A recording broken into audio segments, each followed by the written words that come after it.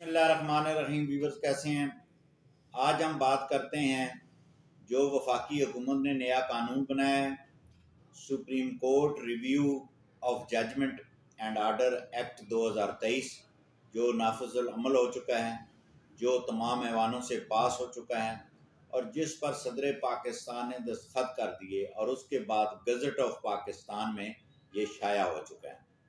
Viewer, जैसा कि आपको मालूम है कि इससे कबल जो है वो वफाकी हुकूमत ने आइन के आर्टिकल 184(3) के तहत जो फैसला जात सुप्रीम कोर्ट करती है उसके तहत जो है वो अपील का राइट दिया गया है। तो इसमें जब ये एक्ट बना उसके बाद ये सेनेट में गया, उसके बाद सदर के पास गया, सदर ने फिर वो वापस भेज दिया, फिर दोबारा पार्लियामेंट ने इसको पास किया और उसके बाद सदर साहब ने दस्तखत कर दिए। अब ये जो एक्ट है, ये आप सोच रहे होंगे कि ये एक्ट जो है इसकी ज़रूरत क्यों महसूस हुई, और ये जो हालिया सुप्रीम कोर्ट में जो बहस मुबाहिसा जो चल रहा है उस हवाले से भी बात करेंगे। अच्छा, ये जो सुप्रीम कोर्ट जो फैसला करती है अज खुद नोटिस 184(3) जो है वो अवामुन्नास की बाबत कोई ऐसा एक्ट हो, कोई खिलाफ वर्जी हो रही हो, तो उसमें सुप्रीम कोर्ट आज खुद नोटिस लेती है और उस आज खुद नोटिस में जो है वो फैसला देती है और उस फैसले के तहत जो है इससे कबल जो है वो जो भी फैसला सुप्रीम कोर्ट कर दे उसके खिलाफ अपील या रिव्यू या नजर सानी का राइट नहीं था। तो आम तौर पर ये पूरे मुल्क के अंदर कानून है कि जब भी कोई शख्स केस करता है किसी फरीक पे, तो उस पे जो है उसको राइट दिया गया है कानून ने, वो चाहे दीवानी मामला हों, वो फौजदारी हों या दीगर मामला हों, रेंट के हों, फैमिली के हों, जितने भी कवानीन हैं, उस पे जो अपील का जो राइट है, रिव्यू का जो राइट है, रिवीजन का जो राइट है, रिट पटिशन की इसके बाद वो पोजीशन आती है, तो वो तमाम राइट्स मौजूद थे। लेकिन सुप्रीम कोर्ट का ये जो आज खुद नोटिस है, जो एक ही अदालत है और उसके बाद अपील का राइट कोई नहीं है। यहाँ तो ये है कि सिविल जज के जो फैसला आ गया और उसके खिलाफ जो है जब आप जाएंगे तो वो डिस्ट्रिक्ट जज के पास अपील का राइट है, रिव्यू का रिवीजन का राइट है। इसी तरह फिर डिस्ट्रिक्ट कोर्ट से जो है हाई कोर्ट से सुप्रीम कोर्ट है। तो ये एक मैं समझता हूँ कि कानूनी खामी थी जो सुप्रीम कोर्ट जो है वो बतौर सिविल जज, बतौर डिस्ट्रिक्ट जज, बतौर वो हाई कोर्ट जज, बतौर वो सुप्रीम कोर्ट, वो तमाम की तमाम कोर्ट्स को का एक जब फैसला ये खुद अनाउंस करती है तो वहाँ पे अपील का राइट नहीं था। जाहिर है सुप्रीम कोर्ट के जो मुअज़्ज़ज़ जज हैं, ये नहीं हम कहते कि इंसान है, गलती भी हो सकती है, ये कोई बड़ी बात नहीं है। तो अपील का जो राइट है वो जो है इस कानून के तहत जो है वो दिया गया है उस शख्स को जिस शख्स के खिलाफ या जिस अदारे के खिलाफ सुप्रीम कोर्ट जो है आइन के आर्टिकल 184(3) के तहत जो है वो फैसला करती है। अब जो ये एक्ट है इसकी जो अहम दफात हैं, जो इसकी सेक्शन है, उसके बारे में बात करते हैं। तो ये जो जब एक्ट पास किया गया तो इसकी जो सेक्शन 2 है, एक तो वो है कि ये पूरे पाकिस्तान में नाफिजुल अमल होगा और इसका ये नाम होगा, ठीक है जी। और इसके तहत जो सुप्रीम कोर्ट का जो सेक्शन 2 है इस एक्ट का, इनलार्जमेंट ऑफ, इस एक्ट के बारे में कहा गया है कि ये जो कानून बनाया गया है ये आइन के आर्टिकल 184(3) के तहत जो है ये सुप्रीम कोर्ट को और पार्लियामेंट को, जो पार्लियामेंट है जिसने कानून बनाया उसको 188 188 आइन के आर्टिकल के तहत ये नाफजुल अमल किया गया है। वो उसमें सुप्रीम कोर्ट को जो है वो सुप्रीम जो अदारा है हमारा पार्लियामेंट, उसको पावर्स दी गई हैं। और उसमें जो जो सेक्शन 3 है, दफ़ा 3 है, इसमें लार्जर बेंच का जिक्र है। इसमें ये नहीं कहा गया कि आपने 5 जजेस का बनाना है, आपने 7 जजेस का बनाना है, आपने फुल कोर्ट बनाना है, आपने 3 जजेस का बनाना है। इस सेक्शन में ये लिखा गया है कि आपने जो है ये जो रिव्यू पिटीशन होगी 184(3) के तहत जो फैसला होगा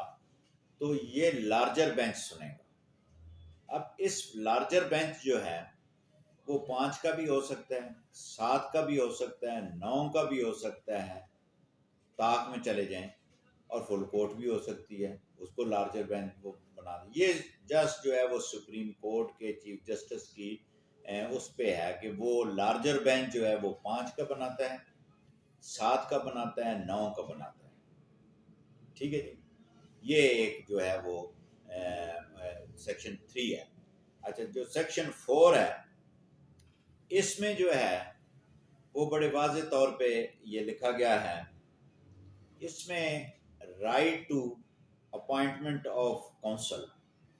यानी कि सेक्शन 4 के तहत जो शख्स रिव्यू करेगा, जो अपील फाइल करेगा,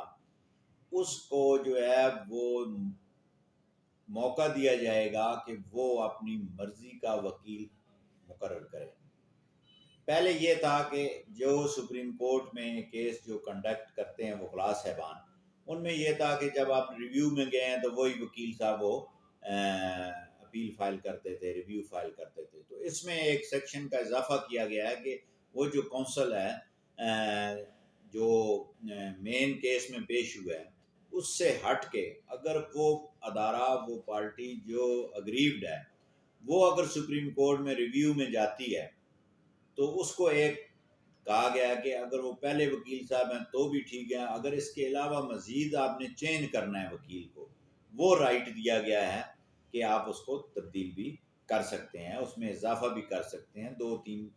4 जितने हैं वो आप कर सकते हैं। ये जो सेक्शन इसकी 4 जो है इस नए एक्ट की। अब जो है वो सेक्शन 5 जो है, सेक्शन 5 जो है वो ये है कि इस एक्ट ये फौरियल तौर पर नाफिजुल अमल होगा। सेक्शन 1 में ये कहते हैं। साथ यहाँ ये कहा कि इससे कबल, इस एक्ट के से कबल जो फैसले सुप्रीम कोर्ट ने किए हैं 184 सब सेक्शन 3 आर्टिकल 3 सॉरी, उसके तहत जो मुतासरा अदारे हैं, मुतासरा फरीक हैं, वो भी अपनी अपील फाइल कर सकते हैं। अच्छा, आगे जो इसकी जो सेक्शन है 6, इसमें ये कहा गया है कि जो टाइम है, जो लिमिटेशन है, वो है 2 माह, यानी कि 60 दिन।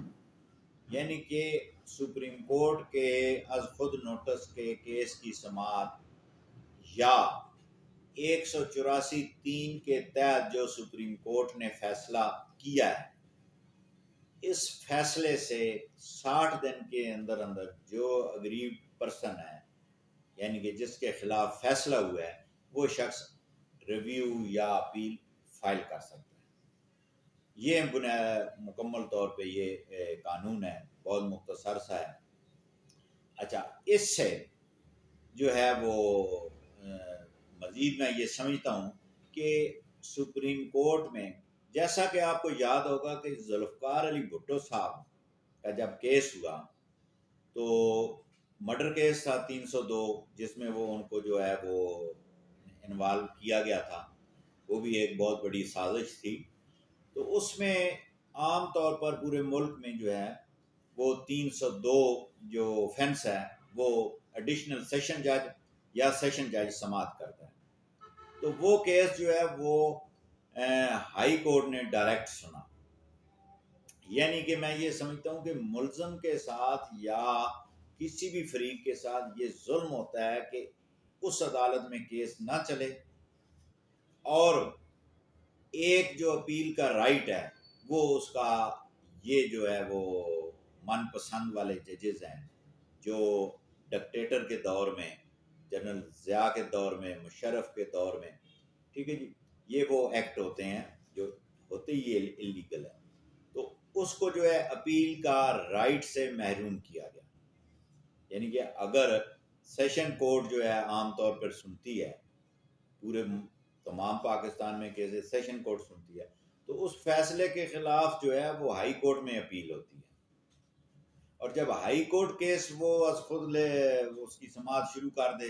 तो वो सेशन का ट्रायल, अपील का राइट तो ख़त्म हो गया। अब एक पीछे रह जाना है अपील का राइट के हाई कोर्ट के खिलाफ जो आपने सुप्रीम कोर्ट में जाना है। ये मैं समझता हूँ कि ज्यादती है। और आपको याद होगा कि इसी तरह सुप्रीम कोर्ट ने 184(3) के तहत वजीर आज़म पाकिस्तान यूसुफ रजा गिलानी को और वजीर आज़म पाकिस्तान नवाज शरीफ को सजा दी, और इनके खिलाफ अपील का राइट नहीं है। ये बहुत बड़ा जुल्म था। इसलिए और बहुत सारे लोग जो बहुत सारे अफसरान जो हैं डिसमिस फ्राम सर्विस हो गए हैं, 184(3) के पुलिस अफसरान हैं, दीगर अदारों के सरबराहान हैं, मतलब बड़ी कदगन लगाई गई कि भाई आपने तो उसको सुना, और 184(3) में ना एविडेंस रिकॉर्ड होती है, ना कोई गवाह पेश होता है, वो सरसरी समाअत होती है और उस पर जनाब बहस है और डॉक्यूमेंट्स दे के और ये वो कारकुर के वो उड़ा दिए जाते हैं। जो मुल्क के वजीर आज़म हो, जो IG हो, जो सेक्रेटरी लेवल को, उन बेचारों को अपील का राइट नहीं। एक सुप्रीम कोर्ट, हाँ ये हो सकता है कि सुप्रीम कोर्ट अगर ये समिति है वो नीचे जो है वो उस ऑफेंस के मुताबिक जो शेड्यूल जो है CRPC में, उसमें वो देखे कि कौन सी कोर्ट ट्रायल कर सकती है, उस पर ट्रायल हो, और उस ट्रायल होने के बाद जो है वो अक्यूज है या अग्रीव्ड पर्सन है, उसको जो है वो 2-3 स्टेप मिल जाते हैं अपील का, ताकि वो अपनी मंशा के मुताबिक वकील कर ले, बहस कर ले, ताकि उसके जहन में ये ना हो कि मुझे गलत सजा हुई है। अगर जाहिर है 3-4 अदालतें सेम फैसला रखती हैं तो जाहिर बात है उसको तमाम मौके फराहम किए गए।